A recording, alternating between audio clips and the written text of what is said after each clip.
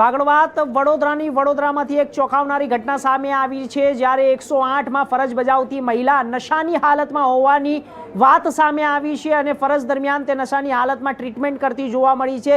સૌથી ચોંકાવનારી બાબત એ છે કે નશાની હાલતમાં કામ ઉપર આવી તો આવી કઈ રીતે, આગળની વિસ્તારથી માહિતી આપને આપી દઉં કે વડોદરામાં 108 એમ્બ્યુલન્સ સેવાને લઈને જ્યારે ચોંકાવનારી ઘટનાઓ સામે આવી છે। ગંભીર હાલતમાં રહેલી આ યુવતીને સારવાર આપવા પહોંચેલી 108ની મહિલા ડોક્ટર પર ફરજ દરમિયાન નશાની હાલતમાં હોવાના આક્ષેપો કરવામાં આવી રહ્યા છે।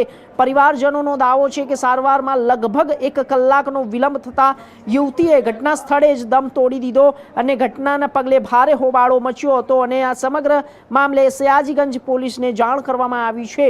108ની મહિલા ડોક્ટર પર ગંભીર બેદરકારીના આરોપો લાગી ચૂક્યા છે અને પીધેલી હાલતમાં હોવાથી સારવારમાં વિલંબથી યુવતીનું મોત થયું છે અને પીધેલી હાલતમાં ફરજ બજાવવાનો પણ આક્ષેપ કરવામાં આવ્યો છે। તો સૌથી વધુ આ એક શરમજનક ઘટના પણ છે અને ચોંકાવનારી ઘટના પણ છે અને બેદરકારીનો પણ આ ખુલાસો કરવામાં આવી રહ્યો છે, આ આપણે જણાવી દઈએ।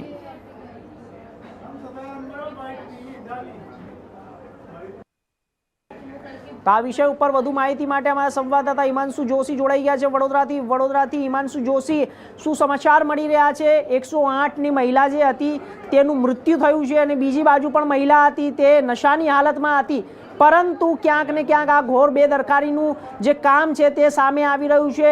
આના માટે કોઈ જાણ કરવામાં આવી છે ઉપરના અધિકારીઓને? શું સામે આવી રહી છે માહિતી, હિમાંશુ?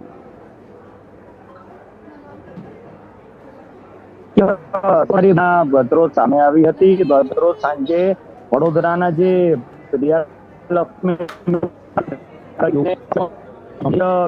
પ્રોબ્લેમ આવી રહ્યા હતા તે ત્યાં જે બનાવ બન્યો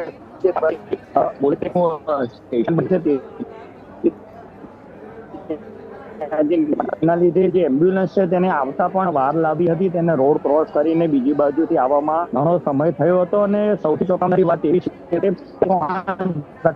ઘટના સ્થળ પર જે ડ્રાઈવર હોય છે એની સાથે ડોક્ટરે જે સારવાર આપી તે મહિલા ખૂબ જ પીધેલી અવસ્થામાં હતી, તેની હાલતમાં પોતે પોતાના પગલું ઊભી ચોક્કસથી આપનો ખૂબ ખૂબ આભાર માહિતી આપવા માટે।